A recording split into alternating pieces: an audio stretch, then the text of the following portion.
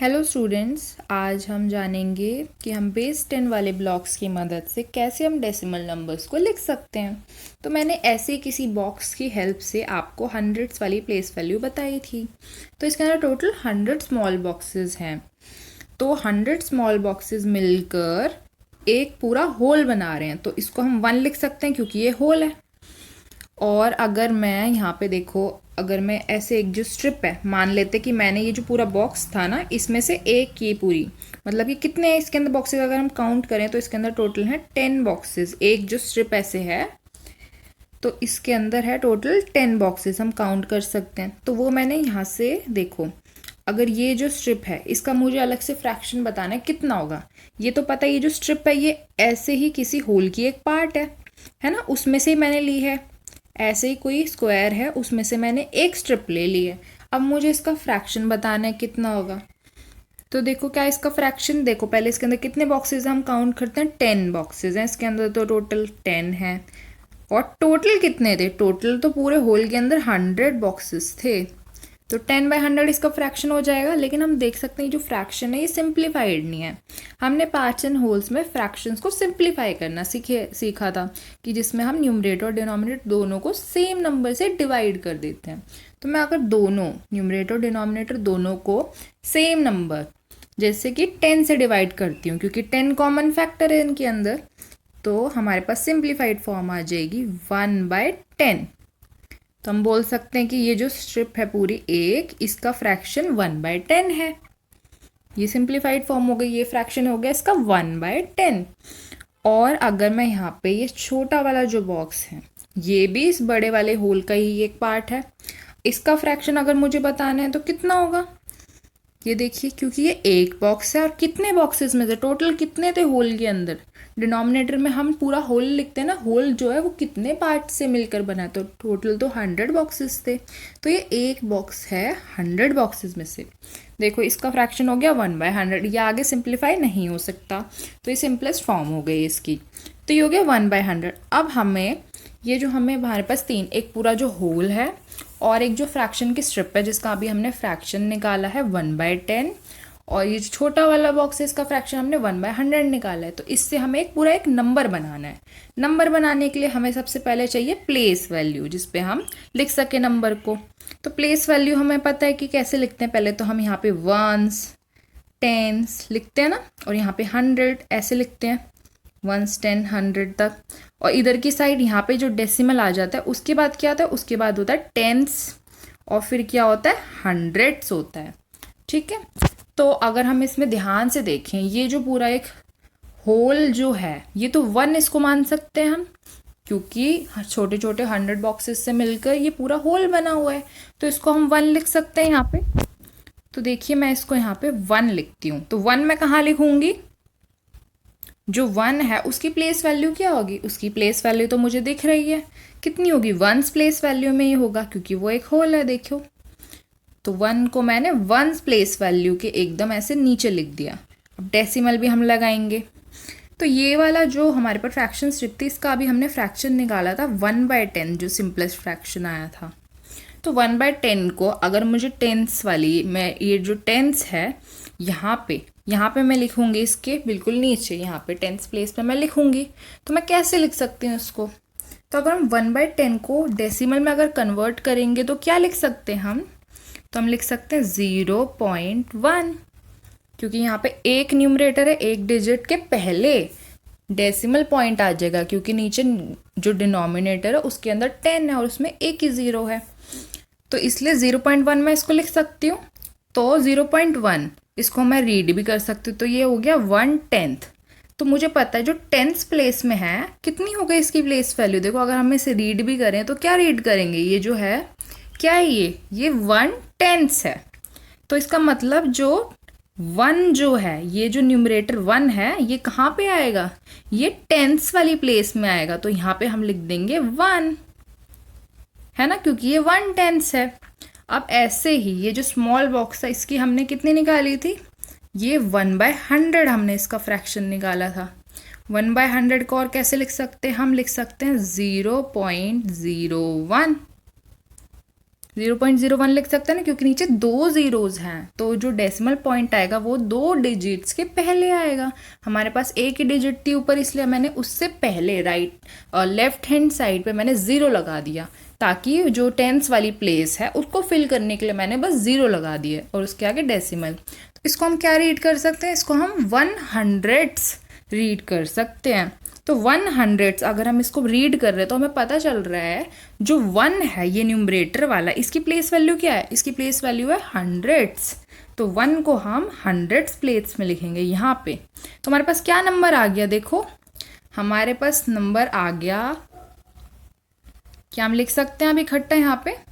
देखो 1.11 है ना, 1.11 आ गया हमारे पास।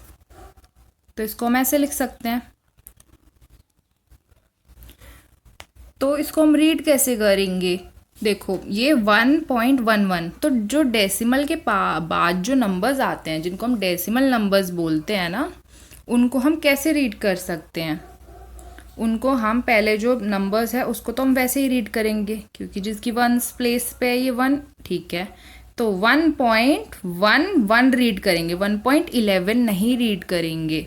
जो डेसिमल के बाद नंबर्स होते हैं उनको हम अलग अलग रीड करते हैं। अगर मान लेते हैं यहाँ पे 1.21 होता, तो हम क्या रीड करते? 1.21, नॉट 1.21, वो गलत होता। 1.21 हम रीड नहीं कर सकते, क्योंकि ये 20 थोड़ी ना है, ये तो टेंस प्लेस है। हम क्या रीड करते हैं यहाँ पे? ये जो है ये 1/10 है, और ये क्या है? ये 100 है, इसलिए 1.11। अब एक और एग्जाम्पल देखते हैं। मान लेते हैं कि मेरे पास, अब मैंने यहाँ पे 2 ऐसे बॉक्सेस ले लिए हैं। अब मेरे पास 2 होल आ गए हैं, देख सकते हैं कितने होल हैं मेरे पास? 2 होल हैं। और मैंने स्ट्रिप्स जो है मैंने यहाँ पे 2 ले लिए, और बॉक्सेस भी मैंने, मान लेते हैं मैंने ऐसे कुछ 3 ले लिए हैं। तो अब मुझे बताना है कि ये नंबर कितना होगा। तो मैं कैसे बताऊंगी? तो मैं देख सकती हूँ ये तो 2 बॉक्सेस है, ये एक होल है और ये दूसरा होल है। तो 1 + 1 कितना होता है? 1 + 1 तो 2 होता है। तो हमारी जो 1s प्लेस जो होगी उस पर क्या आ गया? उस पर तो 2 आ गया, क्योंकि देखो हम होल्स देख रहे हैं। अब जैसे यहाँ पे 3 होते, मान लेते कि अगर मैं 3 ऐसे बॉक्सेस में ले लेती, ठीक है, तो अब मेरे पास कितने हो गए? मेरे पास अब हो गए 1 1 और 1। अब मैं प्लस करूँगी, मेरे पास कितने हो गए? मेरे पास 3 हो गए। तो 1s प्लेस में क्या आ जाएगा? 3 आ जाएगा, क्योंकि मेरे पास 3 होल्स हैं। और अब जैसे कि 2 स्ट्रिप्स हैं, इनका फ्रैक्शन क्या होगा? इनका फ्रैक्शन अगर मैं काउंट करूँ, टोटल नंबर ऑफ बॉक्सेस कितने हैं इनको मिला के? एक में तो 10 बॉक्सेस हैं एक स्ट्रिप में, दूसरी स्ट्रिप में भी 10 है, तो 10 + 10 20 हो गया ना। तो 20/100 ये फ्रैक्शन होगा ना इसका। और इसको अगर हम सिंप्लीफाई करेंगे तो हमारे पास क्या आ जाएगा? हमारे पास आ जाएगा क्या? 2/10। और फिर इसको और हम सिंप्लीफाई कर सकते हैं, फिर हमारे पास आ जाएगा, कितना आएगा बताओ? तो आ जाएगा 1/5। लेकिन हमें जो चाहिए, हमें चाहिए ऐसा फ्रैक्शन जिसके अंदर 10 हो, मतलब कि जिसका डिनोमिनेटर जो हो वो 10 हो। तो इसका फ्रैक्शन हम यहाँ तक लिखेंगे कि इसका फ्रैक्शन कितना लिख सकते हैं हम? 2/10 लिख सकते हैं ना। इसको हम ऐसे भी देख सकते हैं कि ये जो, देखो ये जो एक स्ट्रिप है, मान लेते हैं ये, मतलब ऐसे ही किसी बॉक्स से हमने ली है, और ये दूसरी भी हमने ऐसे ही किसी बॉक्स से हमने ले ली है, देखो, ठीक है।